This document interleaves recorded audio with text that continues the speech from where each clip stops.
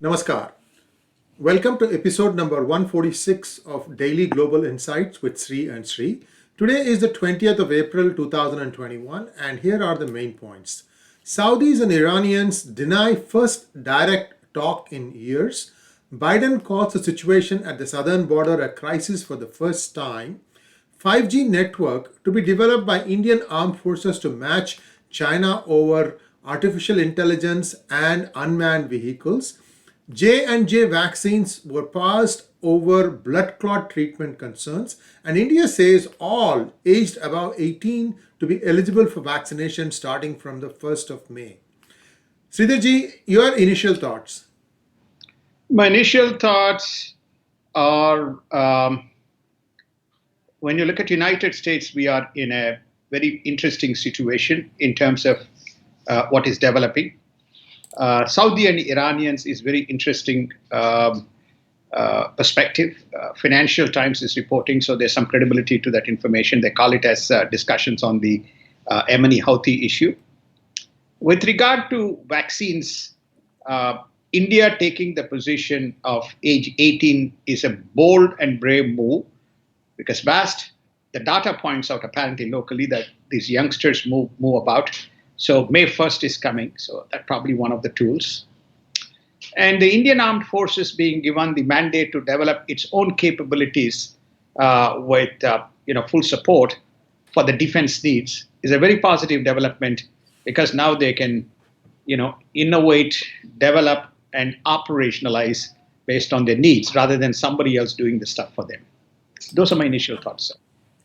Thank you very much, sir. Good morning, everybody. And sorry, I was quite rude. I responded straight. Good morning, and looking forward to the next 20 minutes. And have a and hopefully you all will have a wonderful day.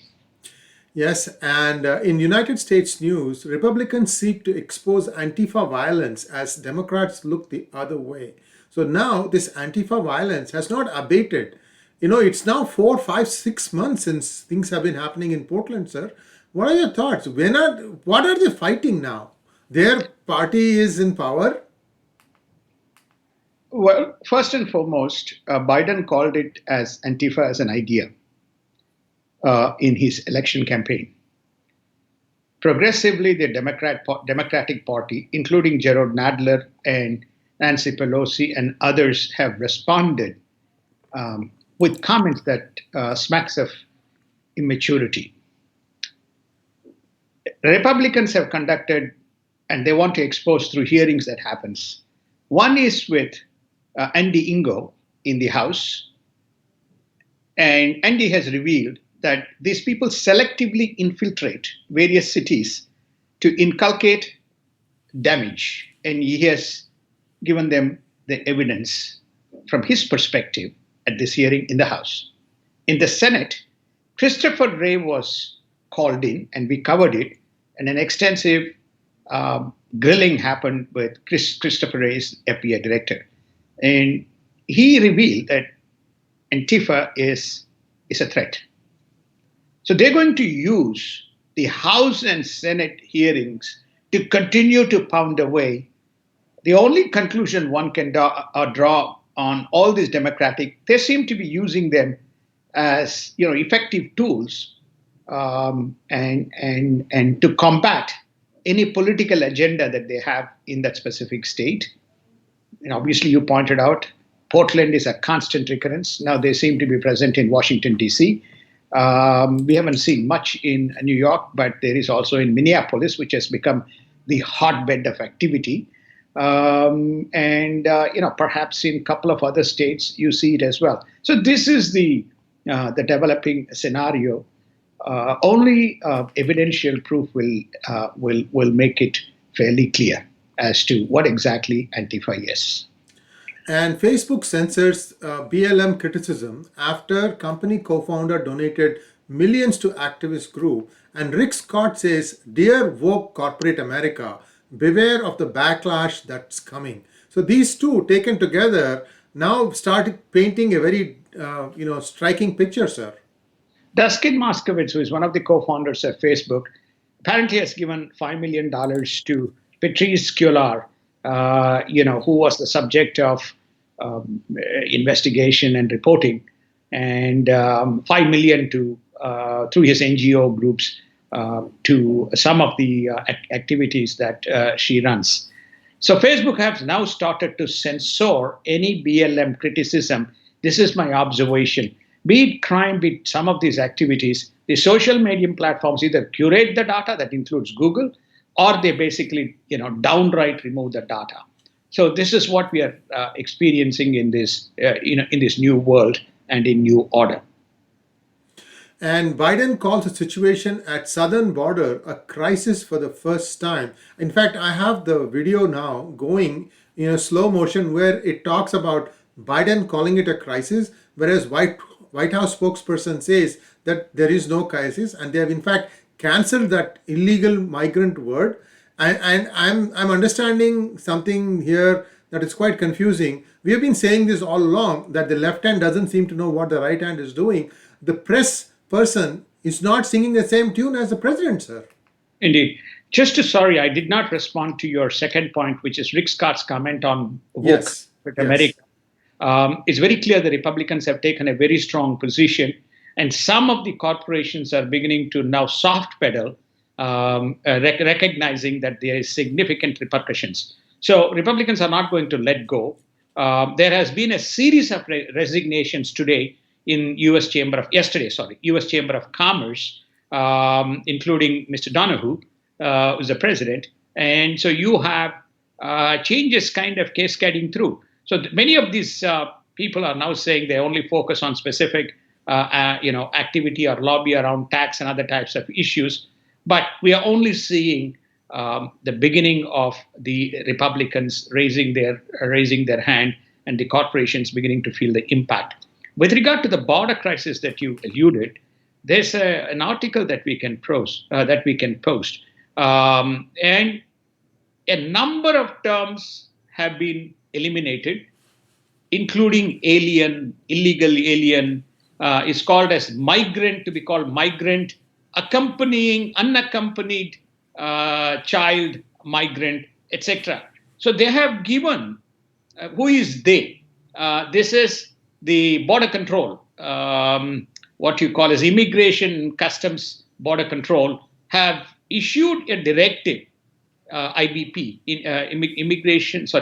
Immigration and Customs Border Patrol, ICBP, have given, we have to be sympathetic and we have to be cognizant, and they've given a whole verbiage as a directive as to what people should be called. So I've personally written a note to Mr. Biden, when is ICBP going to be withdrawn from airports so we all can come in?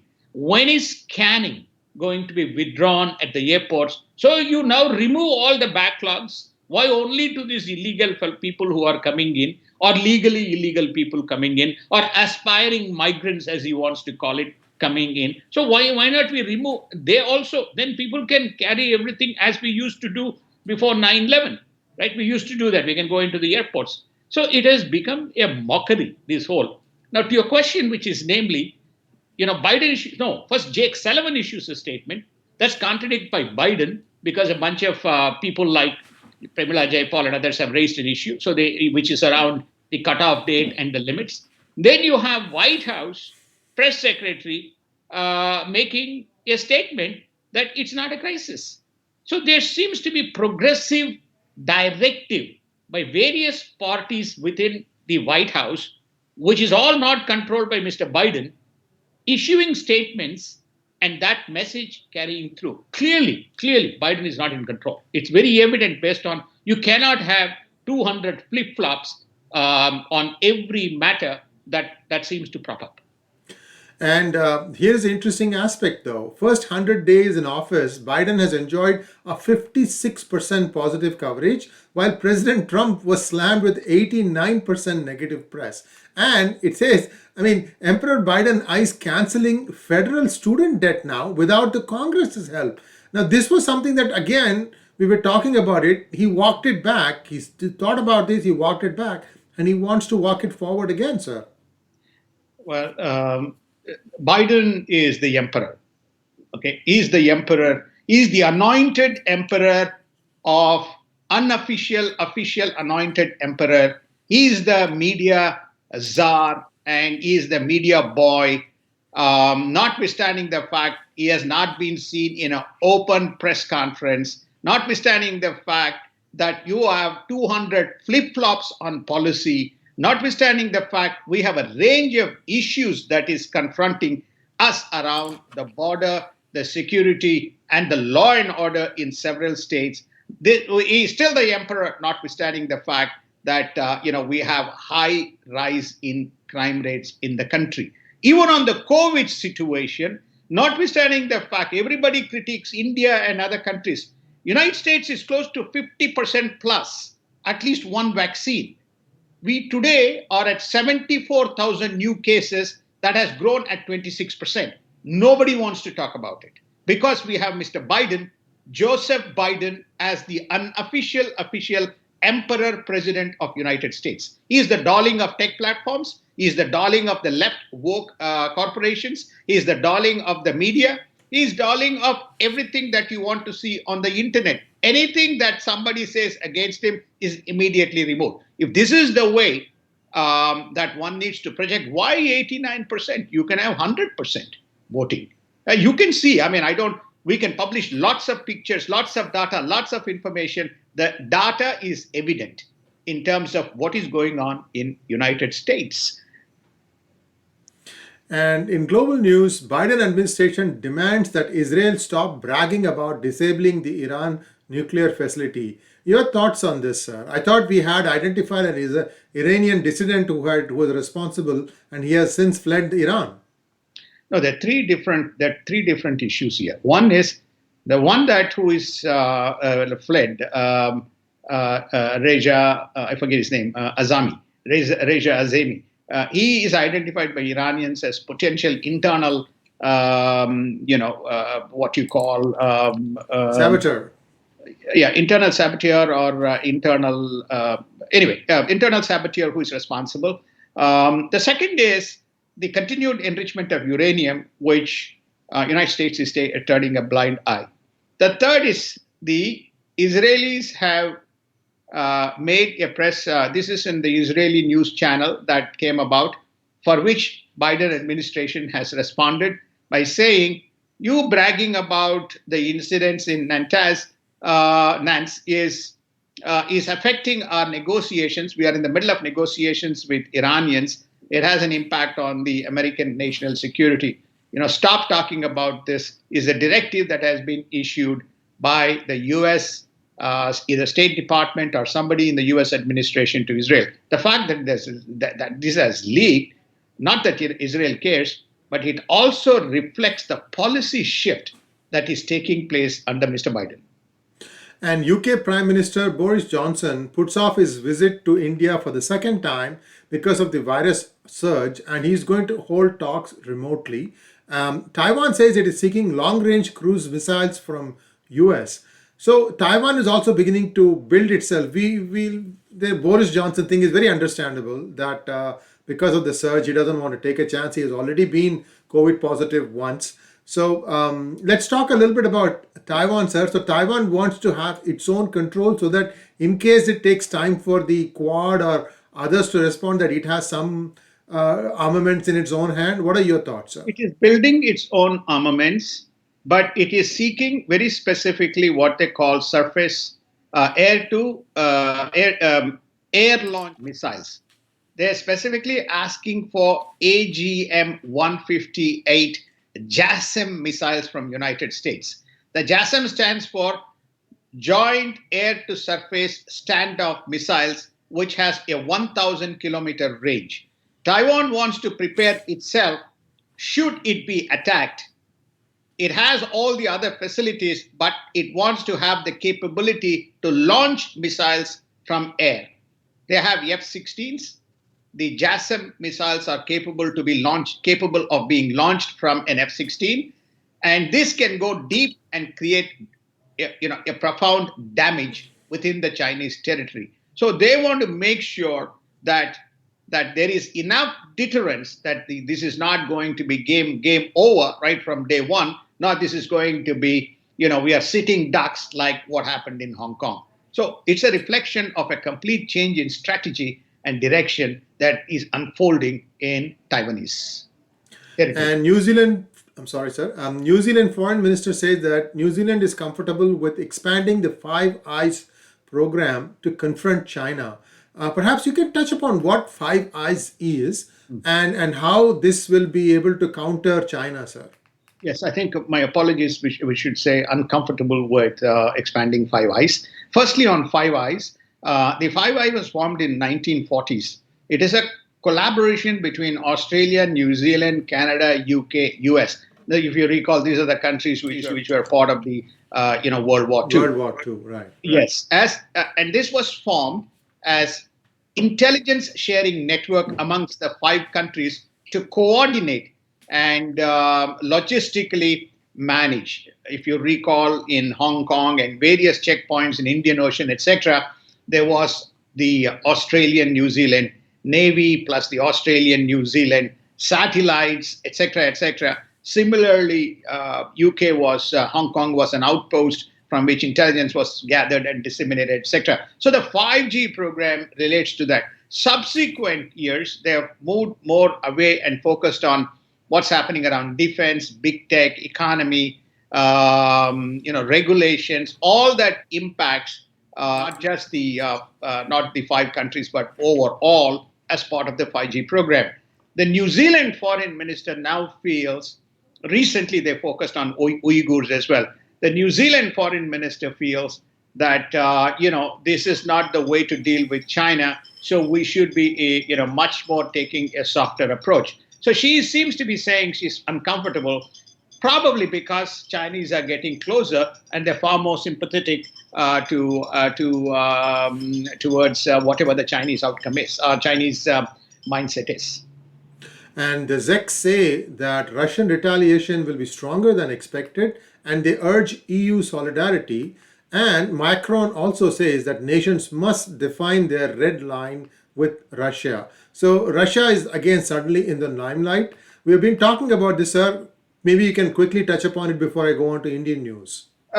Just quickly on the Czechs. Czechs apparently are now blaming for a big ammunition depot blowout to two Russian spies who were also involved in that UK 2016 or 2018 incidents. So they are putting the responsibility on the Russians. They expelled the Russian diplomats from the Russian embassy, giving them 72 hours. Russia responded by saying within 24 hours it expelled some 12 the Czechs. So based on those learnings, the Czechs are now saying that whatever Russians do will be much, much stronger if EU is not taking a coordinated effort towards that, to Russia as a deterrence. Thus far, EU has not done that. If you take the Crimea instance, if you take the Ukraine instance, they have not taken. As far as Macron is concerned, he had discussions with the Ukrainian president, Mr. Zelensky. He was being interviewed on Face the Nation in CBS network, and his perspective is that we have to stand firm. We have to define the red line. He also had Angela Merkel on the conference call and basically saying, if you're going to soft pedal, Russia is going to have a decisive sway in not only Ukraine, but that may be the starting point towards reestablishing whatever their other aspirations are. And in India news, 5G network is going to be developed by the Indian Armed Forces to match China over artificial intelligence and unmanned vehicles. I'm a little unclear about this. Is it for military purposes or is it for civilian purposes also, sir? It's only for military. Okay. And that's good to know. And MSME Minister Nitin Gadkari says that India is going to become the top EV manufacturer in the world. He also added that India will start making lithium-ion batteries by the end of the year. The two have to go hand in hand. So I think that's a good strategy, sir. It's a very good strategy in terms of it's one more reinforcement that the EV vehicles as well as the lithium-ion batteries are an integral components of moving towards this EV industry. So India has got a strategy. Having said that, many of the Europeans still complain about the effectiveness of the EV vehicles.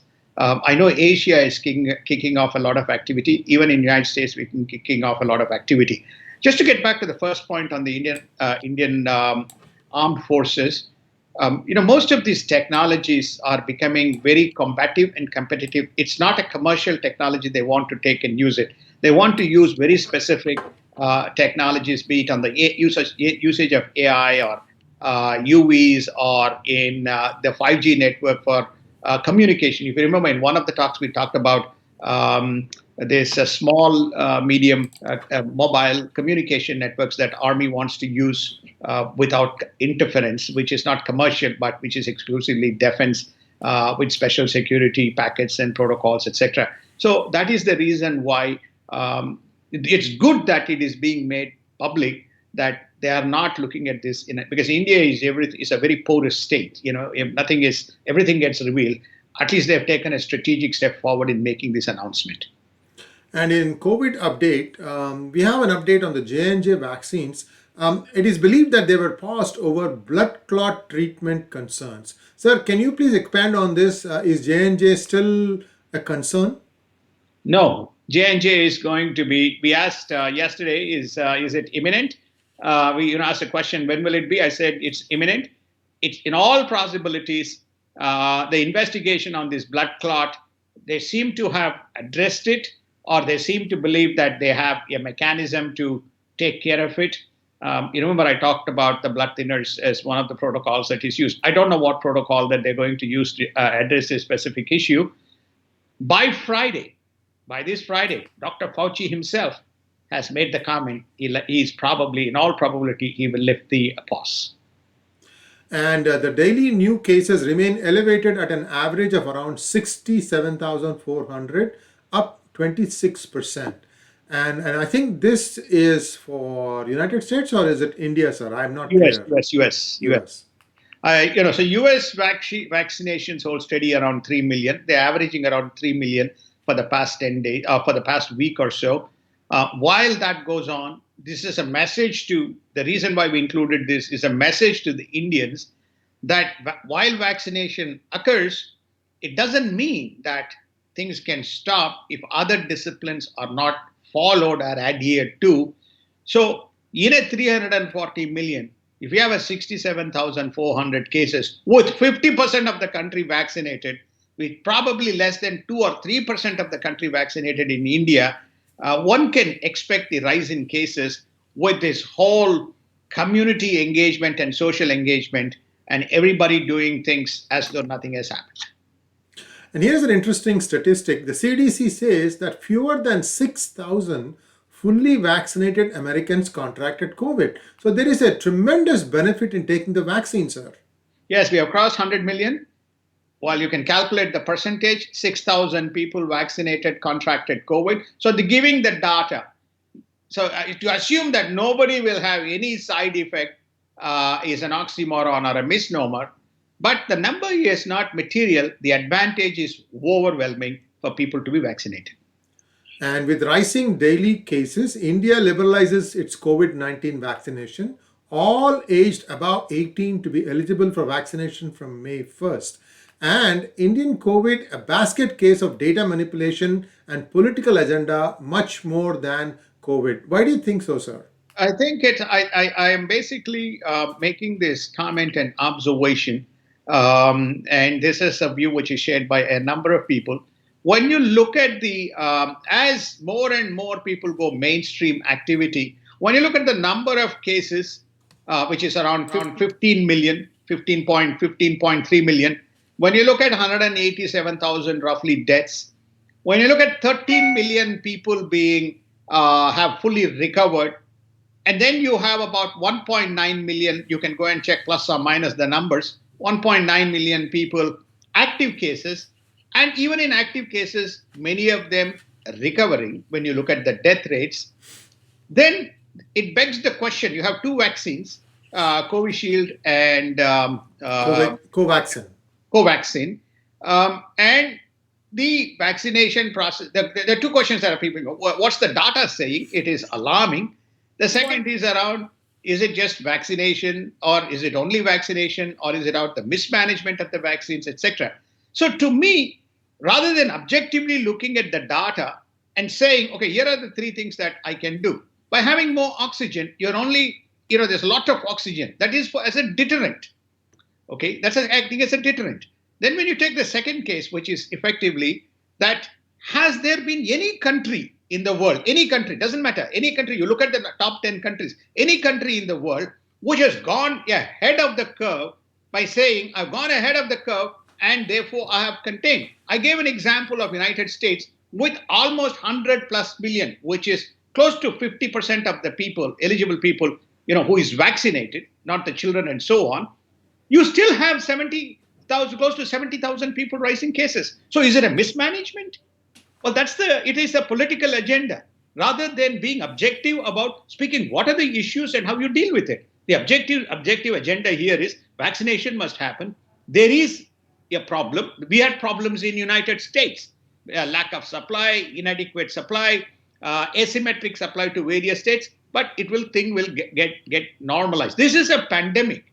We have not had a pandemic. We don't have pandemics every other year.